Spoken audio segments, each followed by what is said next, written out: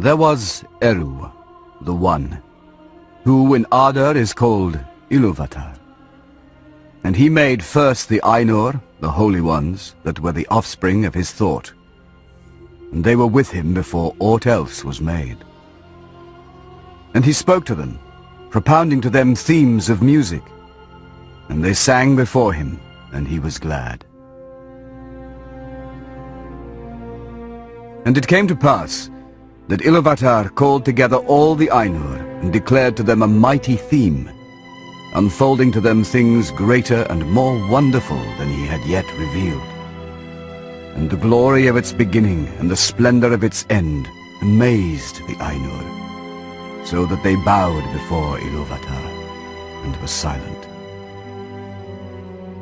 And for a great while it seemed good to him, for in the music there were no flaws. But as the theme progressed, it came into the heart of Melkor to interweave matters of his own imagining that were not in accord with the theme of Iluvatar. For he sought therein to increase the power and glory of the part assigned to himself. To Melkor, among the Ainur, had been given the greatest gifts of power and knowledge, and he had a share in all the gifts of his brethren. He had gone often alone into the void places seeking the imperishable flame, for desire grew hot within him to bring into being things of his own, and it seemed to him that Iluvatar took no thought for the void, and he was impatient of its emptiness.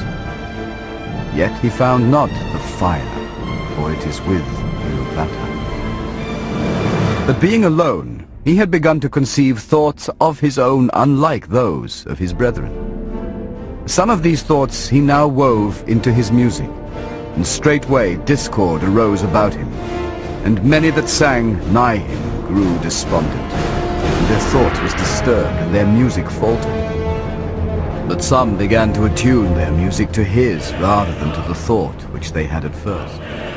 Then the discord of Melkor spread ever wider, and the melodies which had been heard before foundered in a sea of turbulent sound. But Iluvatar sat and hearkened, until it seemed that about his throne there was a raging storm, as of dark waters that made war one upon another, in an endless wrath that would not be assuaged. Then Iluvatar arose, and the Ainur perceived that he smiled.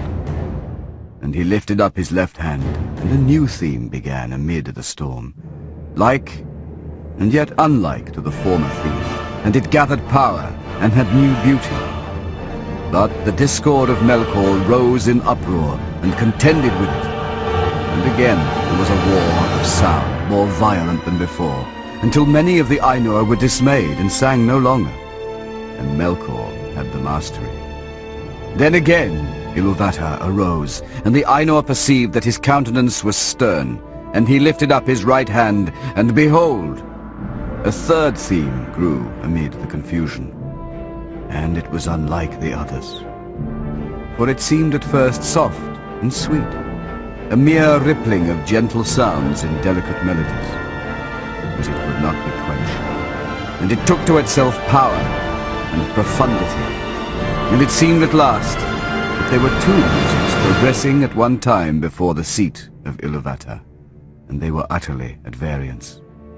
The one was deep and wide and beautiful, but slow, and blended with an immeasurable sorrow, from which its beauty chiefly came. The other had now achieved a unity of its own, but it was loud and vain and endlessly repeated, and it had little harmony, but rather a clamorous unison as of many trumpets braying upon a few notes.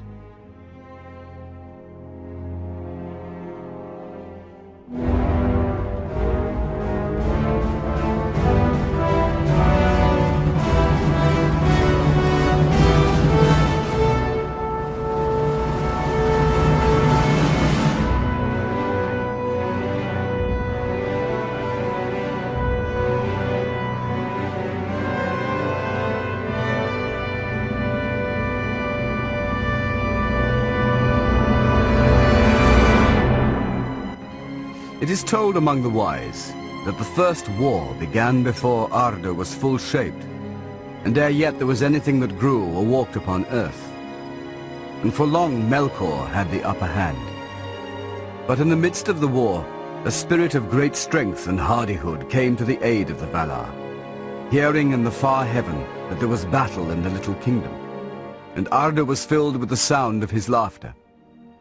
So came Tulkas the Strong, and Melkor fled before his wrath and his laughter, and forsook Arda, and there was peace for a long age. In that time, the Valar brought order to the seas and the lands and the mountains, and Yavanna planted at last the seeds that she had long devised.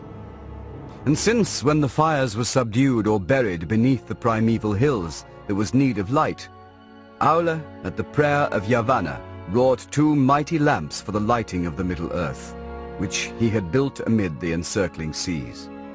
Then Varda filled the lamps, and Manwë hallowed them, and the Valar set them upon high pillars more lofty far than are any mountains of the later days.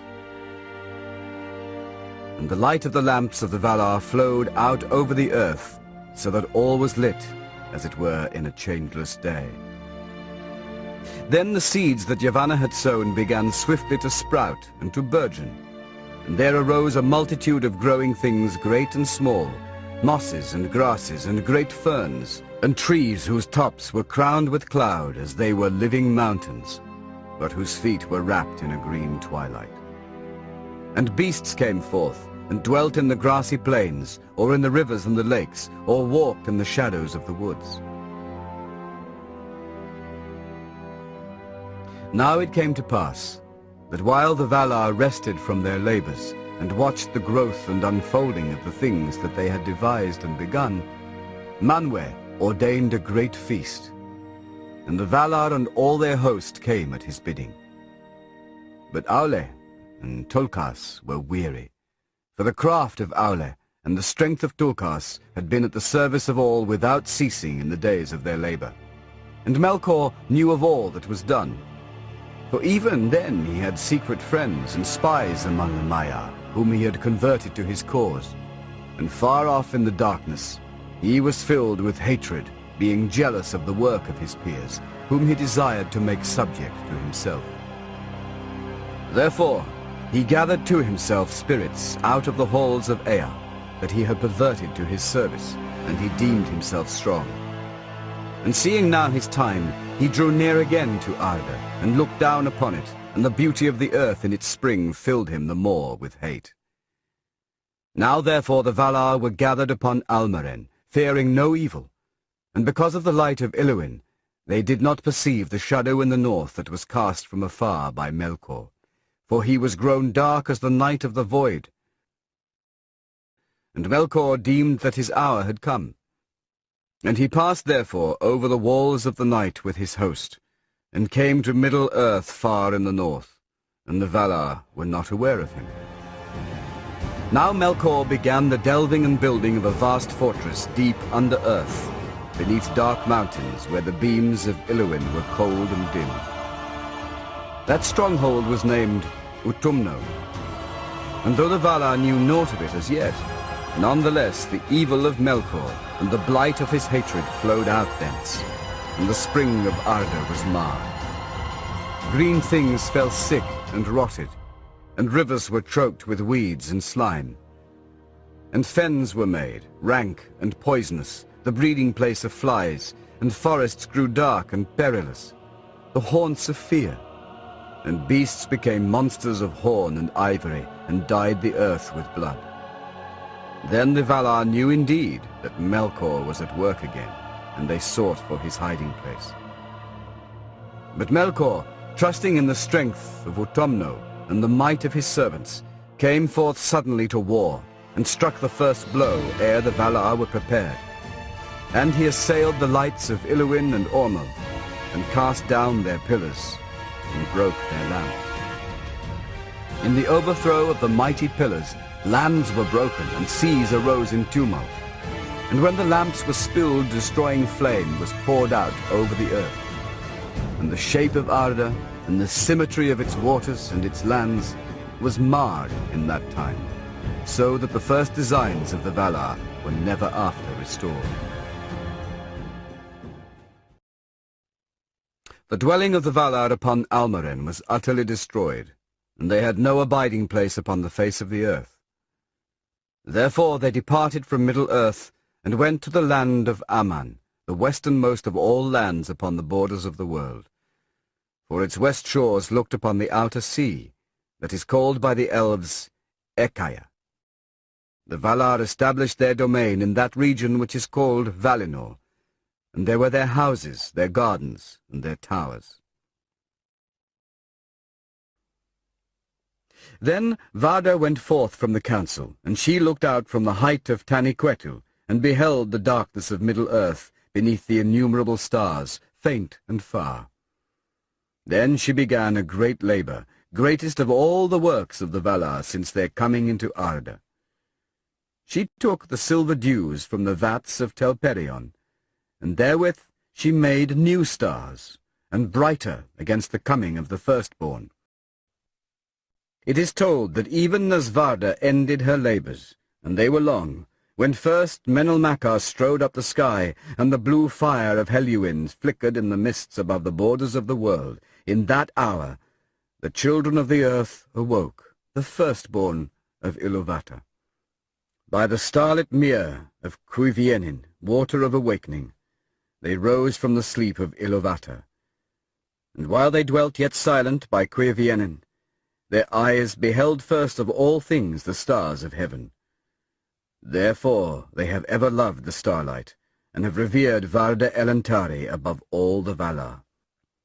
And on a time it chanced that Orome rode eastward in his hunting, and he turned north by the shores of Helkar, and passed under the shadows of the Orokani, the mountains of the east. Then on a sudden Nahar set up a great neighing and stood still. And Orome wondered and sat silent, and it seemed to him that in the quiet of the land under the stars he heard afar off many voices singing. Thus it was that the Valar found at last, as it were by chance, those whom they had so long awaited. Yet many of the Quendi were filled with dread at his coming, and this was the doing of Melkor. For by after-knowledge the wise declare that Melkor, ever watchful, was first aware of the awakening of the Quendi, and sent shadows and evil spirits to spy upon them, and waylay them. So it came to pass, some years ere the coming of Orome, that if any of the elves strayed far abroad, alone or few together, they would often vanish and never return. But of those unhappy ones who were ensnared by Melkor, little is known of a certainty. Yet this is held true by the wise of Eressia, that all those of the Quendi who came into the hands of Melkor ere Autumno was broken were put there in prison, and by slow arts of cruelty were corrupted and enslaved. And thus did Melkor breed the hideous race of the Orcs, in envy and mockery of the Elves, of whom they were afterwards the bitterest foes. This, it may be, was the vilest deed of Melkor, and the most hateful to Iluvatar. Orome stayed a while among the Quendi, and then swiftly he rode back over land and sea to Valinor, and brought the tidings to Valmar, and he spoke of the shadows that troubled Cuivienin. Then the Valar rejoiced, and yet they were in doubt amid their joy, and they debated long what counsel it were best to take for the guarding of the Quendi from the shadow of Melkor. Manwë sat long in thought upon Taniquetil, and he sought the counsel of Iluvatar. And coming then down to Valmar, he summoned the Valar to the Ring of Doom, and thither came even Ulmo from the outer sea. Then Manwë said to the Valar, "This is the counsel of Iluvatar in my heart, that we should take up again the mastery of Arda, at whatsoever cost, and deliver the Quendi from the shadow of Melkor." Then Tulkas was glad, but Aule was grieved, foreboding the hurts of the world that must come of that strife. But the Valar made ready, and came forth from Aman in strength of war, resolving to assault the fortresses of Melkor, and make an end. Never did Melkor forget that this war was made for the sake of the Elves, and that they were the cause of his downfall. Yet they had no part in those deeds, and they know little of the riding of the might of the West against the North in the beginning of their days. Melkor met the onset of the Valar in the northwest of Middle-earth, and all that region was much broken. But the first victory of the hosts of the west was swift, and the servants of Melkor fled before them to Autumno. Then the Valar passed over Middle-earth, and they set a guard over Cuiviénen, and thereafter the Quendi knew nothing of the great battle of the powers, save that the earth shook and groaned beneath them, and the waters were moved, and in the north there were lights as of mighty fires. Long and grievous was the siege of Autumno, and many battles were fought before its gates, of which naught but the rumour is known to the Elves. In that time the shape of Middle-earth was changed, and the great sea that sundered it from Aman grew wide and deep, and it broke in upon the coasts, and made a deep gulf to the southward. But at the last the gates of Autumno were broken, and the halls unroofed, and Melkor took refuge in the uttermost pit. Then Tulkas stood forth as champion of the Valar, and wrestled with him, and cast him upon his face, and he was bound with the chain Ainur that Aula had wrought, and led captive, and the world had peace for a long age. But when the battle was ended, and from the ruin of the north great clouds arose and hid the stars, the Valar drew Melkor back to Valinor, bound hand and foot and blindfold, and he was brought to the Ring of Doom. There he lay upon his face before the feet of Manwë and sued for pardon. But his prayer was denied, and he was cast into prison in the fastness of Mandos, whence none can escape, neither Valar, nor elf, nor mortal man. Vast and strong are those halls, and they were built in the west of the land of Aman. There was Melkor doomed to abide for 3 ages long before his cause should be tried anew, or he should plead again for pardon. Then again the Valar were gathered in council, and they were divided in debate. For some, and of those Ulmo was the chief, held that the Quendi should be left free to walk as they would in Middle-earth, and with their gifts of skill to order all the lands and heal their hurts. But the most part feared for the Quendi in the dangerous world amid the deceits of the starlit dusk, and they were filled moreover with the love of the beauty of the Elves, and desired their fellowship. At the last, therefore, the Valar summoned the Quendi to Valinor, there to be gathered at the knees of the powers in the light of the trees for ever. And Mandos broke his silence, saying, "So it is doomed."